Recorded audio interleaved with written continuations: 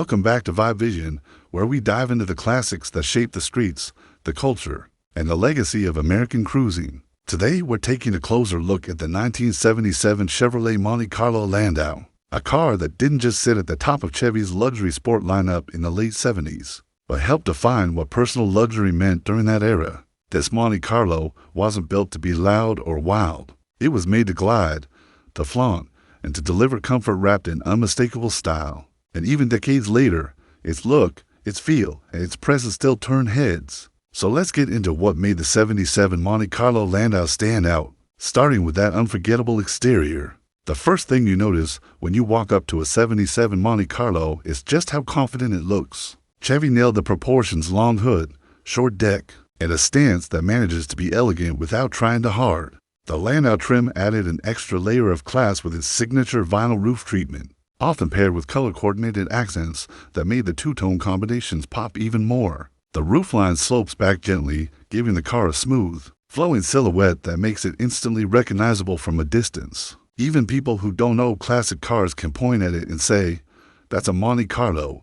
Up front, the quad rectangular headlights were a sign of the times, replacing the round lamps from earlier years. They sit neatly within the bold grille, which features chrome outlining that gives the car a proud, upscale expression. There's something about the face of this car. It has that quiet confidence, like it knows it's pulling all the attention without even trying. The bumper blends into the design rather than sticking out, and the chrome trim surrounding the edges reflects just enough light to catch your eye, but not enough to look flashy. That was the balance Chevrolet was aiming for: luxury that didn't scream, but let the details do the talking. Move along the sides and you can appreciate the length of the body, highlighted by the strong character lines running down the panels. The wheel arches have a gentle flare, giving the Monte Carlo just the right amount of muscle, while the rally wheels of a Coupe complete the look with that sports luxury fusion. The Landau badging is subtle but elegant, usually set just above the fender line, reminding you that this isn't just any Monte Carlo, it's the more refined, more stylish version.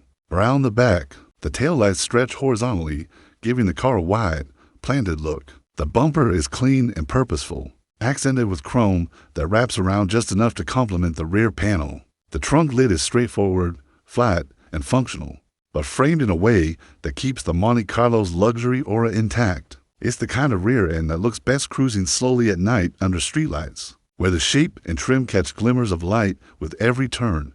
Once you've taken in the exterior, the 77 Monte Carlo's performance story adds another layer to its personality. This wasn't a hardcore performance car, but it offered the kind of smooth, effortless power that matched its status. Under the hood, owners had a choice of engines, starting with the 305 cubic inch V8 and going up to the optional 350 cubic inch V8.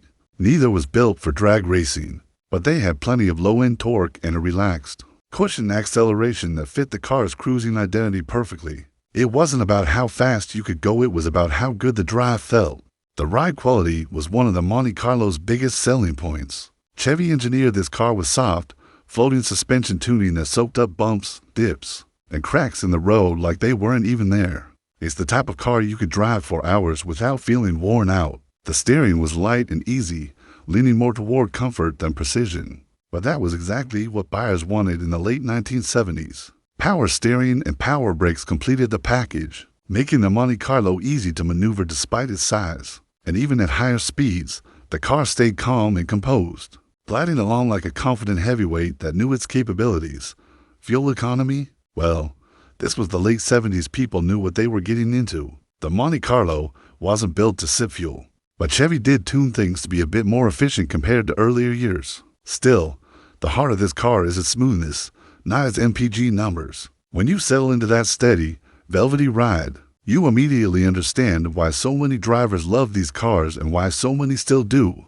Braking performance was respectable for the era, especially when equipped with front disc brakes. The pedal feel was soft, but the car responded predictably, giving the driver confidence even on longer trips. And while the Monte Carlo wasn't designed to carve corners, it handled wide turns with grace, staying stable thanks to its long wheelbase and balanced weight distribution. It was a car made for highway comfort, not canyon carving, and when judged on that standard, it delivered perfectly. Now stepping briefly into the interior, the Monte Carlo Landau continued its mission of delivering comfort wrapped in style. Open the door and you're greeted with wide seats, often finished in velour or vinyl. Depending on the owner's options, the front seats were typically pillow style, offering the plush feel that defined 1970s American cars. They weren't sporty, but they didn't need to be. They were built for relaxing, for cruising, for making even an ordinary drive feel like a personal retreat.